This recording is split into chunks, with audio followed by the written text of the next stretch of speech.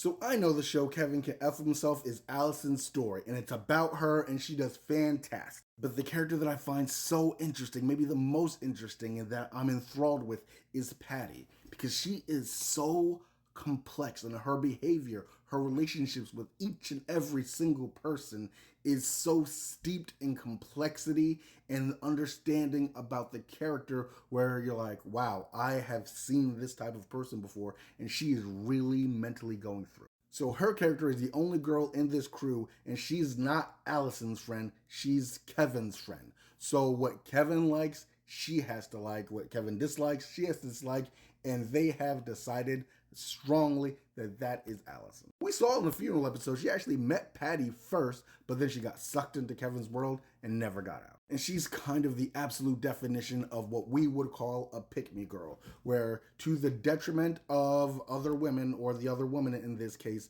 she will bag on her. She will rag on her, throw rocks just like everybody else, just so that the other guys don't turn around and throw rocks at her. And as we saw in the show, the second that she steps out of line, they will be throwing those rocks. And in the context of her friend group, she kind of reminds me of that Rosie O'Donnell in the 90s type character, where she's a woman, but you're not supposed to look at her as a woman. She's just one of the guys. She's one of the tomboys. Like, she's not like those other girls. She is. She is a woman. She is somebody who has wants and needs. And in that friend group, though, for years and years and years, she was not treated that way. And that's where the issues and the complexity come in, because she was okay with it. She was really, really okay with it. In the same way as they said, she reads a lot of books. She reads a lot of books because that's the only way that she's going to travel in her real life. She's going to be eating those TV dinners in front of the TV with a guy that she doesn't love, because that's good enough.